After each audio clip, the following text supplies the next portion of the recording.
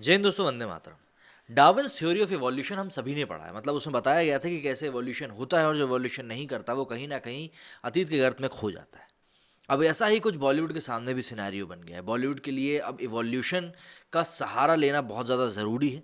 वो अगर अपने आप को इवॉल्व नहीं करेगा तो कहीं ना कहीं वो एक गड्ढे में रह जाएगा। ऐसा नहीं है कि बॉलीवुड अभी भी इवॉल्व नहीं कर रहा। अगर हम 15-20 साल पहले की ही सिनेमा देखें, मतलब ज़्यादा पीछे भी जाने की ज़रूरत नहीं है, 20 साल पुरानी भी सिनेमा देखें और आज की सिनेमा देखें, तो बहुत सारे एस्पेक्ट्स में, बहुत सारे क्या, लगभग हर एक एस्पेक्ट में बॉलीवुड ने ग्रो ही किया है, इवॉल्व ही किया है, सिर्फ एक सेक्शन को छोड़ के, और वो है कंटेंट, या यह कह लें कि कहानी। बस इस चीज़ के ऊपर बॉलीवुड काम नहीं करता। इसको लेकर बॉलीवुड ने जो अब ढर्रा अपनाया है, वो ढर्रा लोगों को पसंद भी नहीं आता है, और इस कारण से ही आजकल आप देखेंगे कि मूवीज़ लंबी चलती भी नहीं है। आप देखेंगे कि कंटेंट के नाम पर सिर्फ एक ऐसा मसाला तैयार किया जाता है जो कि हर तरीके से लोगों को पसंद आए, किसी को कोई ऑब्जेक्शन ना हो, लोगों को दिमाग का उपयोग करना ना पड़े, और बस एक कहानी बिक जाए। और ज़्यादा कुछ करना रहता है तो एक बड़ा सितारा ले लीजिए आप, मूवी में एक बढ़िया सा आइटम नंबर डाल दीजिए, आपकी मूवी चलना तय हो जाएगी। लेकिन जब से लॉकडाउन लगा, कोविड आया, उसके बाद से समीकरण थोड़ा सा बदला है। बदला ऐसे है कि अब क्योंकि ओटीटी प्लेटफॉर्म आ गया है तो इसलिए कहानियों को तवज्जो मिलने लगी है। जहां पर पहले जिन कहानियों के लिए बॉलीवुड में जगह नहीं थी, जिनको कि दरकिनार कर दिया जाता था ये कहकर कि भाई ये तो दर्शकों को अपनी तक नहीं खींच पाएंगी, उन सभी कहानियों को जगह मिली ओटीटी पर। जब ओटीटी पे जगह मिलना शुरू हुई तो नए नए कलाकारों को रिकग्निशन भी मिलना शुरू किया।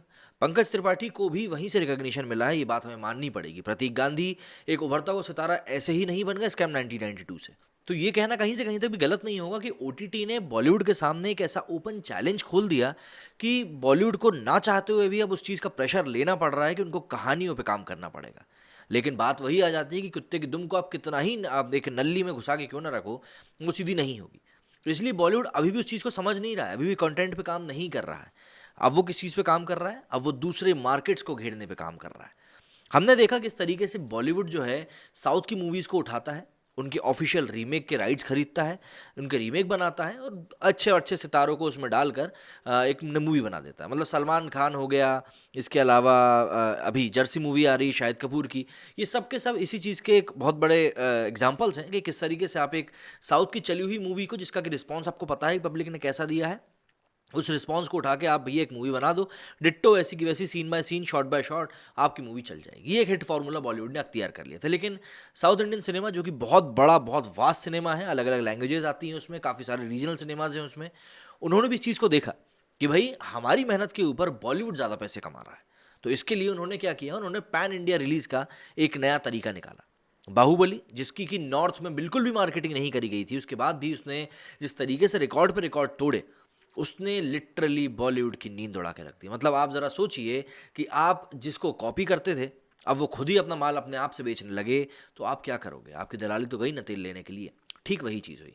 और अब साउथ इंडियन सिनेमा, जो कि एक बस जैसा कि मैंने कहा बहुत बड़ा वास्ट सिनेमा है, वो अब इसको अलग अलग तरीक़ों से भी कर रहे हैं। जैसे कि अब RRR आ रही है, वो भी पैन इंडिया लेवल पर रिलीज़ होने वाली है। पुष्पा, पुष्पा ने तो मतलब रिकॉर्डों की ऐसी की तैसी करके डाल दी। जहां हम लोग सूर्यवंशी की बात कर रहे थे, वहां पुष्पा ने एक ही दिन में मतलब 50 करोड़ का बिजनेस किया, 52 करोड़ का टू बी प्रिसाइज, अगर मैं आपको सही बताऊं तो।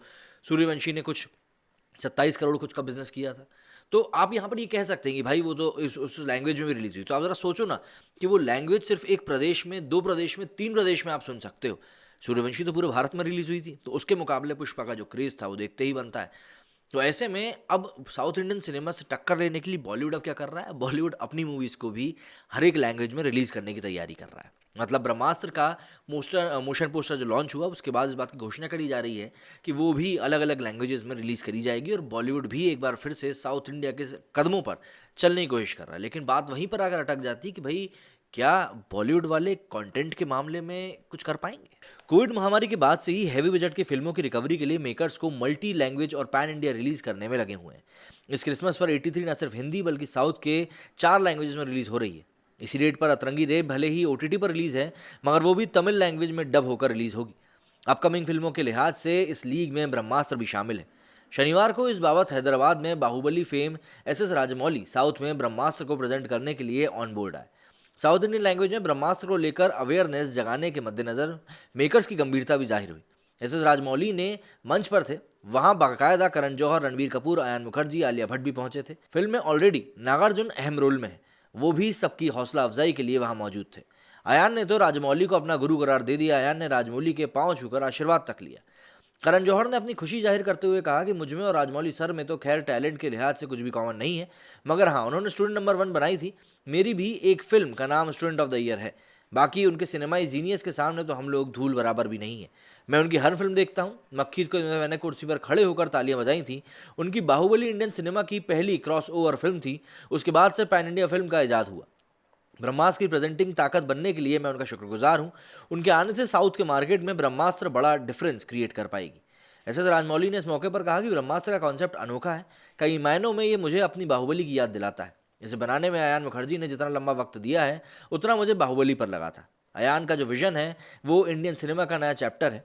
अच्छी चीज़ ये है कि मेरी बाहुबली को हिंदी में करण जौहर ने प्रेजेंट किया था, अब लाइव फुल सर्कल में आया है। मैं उनके ब्रह्मास्त्र यहाँ साउथ में प्रेजेंट कर रहा हूँ, पर ऐसा भी नहीं है कि मैं ब्रह्मास्त्र इसलिए जुड़ा हूँ क्योंकि करण जौहर ने मेरी बाहुबली प्रेजेंट करी थी। वजह अयान मुखर्जी का सिनेमा को लेकर जुनून है। 7 साल का उनका लंबा इंतजार। हम तेलुगु लोग उन लोगों को बहुत प्यार करते हैं जो फिल्मों से बेइंतहा प्यार करते हैं। अयान मुखर्जी ने कहा कि राजमौली इंडियन सिनेमा का सबसे बड़ा नाम है। सिनेमा में उनका नाम सबसे अधिक वजनी है। अब ये नाम ब्रह्मास्त्र से जुड़ने जा रहा है। हम सब उनके शुक्रगुजार हैं। इस फिल्म के दौरान रणबीर और आलिया अच्छे दोस्त बने। आलम यह है कि रणबीर और आलिया जहाँ कहीं जाते हैं लोग इन दोनों के बारे में ही बात करने लग जाते हैं। मैं इनसे इतना कहता हूँ कि यार फिल्म से तो ज़्यादा चर्चा तुम दोनों की हो रही है। आप दोनों इकट्ठे कहीं मत जाया करो। इसका टाइटल यकीनन ब्रह्मास्त्र है, पर इसमें रणबीर और आलिया के किरदारों की बहुत प्यारी लव स्टोरी आपको देखने के लिए मिलेगी। नागार्जुन के मुताबिक इस फिल्म से जुड़े रहने की वजह करण और अयान का प्यार तो है ही, ये फिल्म अपने आप में एपिक है। इसका टाइटल ही बहुत पावरफुल है। बाहुबली के बाद दरअसल हमें एक और क्रॉसओवर फिल्म ब्रह्मास्त्र के तौर पर देखने के लिए मिलने वाली है। रणबीर ने शिवा के किरदार के चलते खुद पर हुए इसके असर को भी जाहिर किया। उन्होंने कहा कि हम सब इस फिल्म और किरदार में इतने सालों तक साथ रहे कि इस किरदार के बिलीफ सिस्टम पर हमें यकीन हो गया। ये वीएफएक्स वाली फिल्म है तो सेट पर हमें कायनात से जुड़ी ढेर सारी चीज़ें इमेजिन करने का एक्ट करना पड़ता था। ऐसे में कई बार सेट पर हमें मैजिकल कनेक्ट भी महसूस होता था। रणबीर ने आगे कहा कि मैं साथ ही तेलुगु फिल्मों करने को भी राजी हूँ, खास करके अगर राजमौली सर कोई मौका दें तो। सिर्फ तेलुगु ही क्यों, तमिल कन्नड़ हर लैंग्वेज में भी काम करना चाहूँगा। बेशक मैं वो लैंग्वेज सीख कर फिल्में करना चाहूँगा ताकि फिल्में और भी ज़्यादा संबंधित किरदार से यकीनी लगें। ऑब्वियस सी बात है, यहाँ मेरे किरदार पर एक तरह के लाइट में बिलीव करता है। उसे लगता है कि हर अंधकार के बाद यकीनन कहीं ना कहीं लाइट है। हम सब उस ऊर्जा या फिर लाइट की खोज में हैं। वो लाइट छोटी छोटी चीज़ों में भी हम ढूंढने की कोशिश करते हैं। आलिया ने अपने किरदार की अहमियत के बारे में बताया और उन्होंने कहा कि मैं कभी इसकी फिक्र नहीं करती कि मेरा रोल कितना पावरफुल है। इसके बजाय मेरी वजह से पूरी फिल्म को क्या ताकत मिलती है वो मेरे लिए मायने रखता है। मैंने अयान की वेकअप सेड और ये जवानी है दीवानी देखी हुई है। हमारे बीच दोस्ती भी है। अयान एक ड्रीम बॉय की तरह है। वो अपनी दुनिया में खोए रहते हैं और हर वक्त सिनेमा के बारे में सोचते हैं। बाकी इस फिल्म के सफ़र में रणबीर, नागार्जुन सर, अमित सर साथ थे, तो मुझे और क्या चाहिए था इससे। ट्रेड एक्सपर्ट्स की बात करें तो तरुणाश ने बताया कि साउथ में फिल्में रिलीज़ का ट्रेंड साल पहले से ही आया। पिछले 5 सालों में क्रॉसओवर फिल्में आना और तेज़ हुई। डबिंग की टेक्निक से चीज़ें आसान हुई हैं। साउथ के मार्केट में भी फिल्में लॉन्च होने से बॉक्स ऑफिस 10% तो बढ़ा ही है। 83, ब्रह्मास्त्र और अतरंगी डे में साउथ के बड़े नाम प्रेजेंटर हैं। ऐसे में कलेक्शन और ज़्यादा होगा। साउथ के ट्रेड पंडितों ने कहा है कि हिंदी में साउथ में डब फिल्मों को तमिलनाडु में 102, केरला में 76, कर्नाटका में 75, तो निज़ाम आंध्रा में 340 स्क्रीन यानी कम से कम 563 स्क्रीन मिल जाते हैं। ये फिल्मों के बिजनेस के लिहाज से और ज़्यादा बेहतर है और कहीं ना कहीं देखिए कंट्रीब्यूट तो करता ही है। तो यहाँ पर जो ये इवोल्यूशन की हम लोग शुरुआत में बात कर रहे थे, ये इवोल्यूशन और कुछ नहीं है। बॉलीवुड अपने आप को और ज़्यादा सशक्त करने की कोशिश कर रहा है कि भाई हम अगर कंटेंट पे काम नहीं कर पा रहे हैं तो एटलीस्ट हम मार्केट पे तो काम कर लें कि भाई हम और ज़्यादा मार्केट को कवर कर सकें। और यही चीज़ यहाँ पर भी हमें होती हुई दिखाई दे रही है। आपका कहना है इस मामले में मुझे कमेंट करके ज़रूर बताइएगा। मेरे स्टूडियो फिलहाल नहीं। जय हिंद, जय भारत।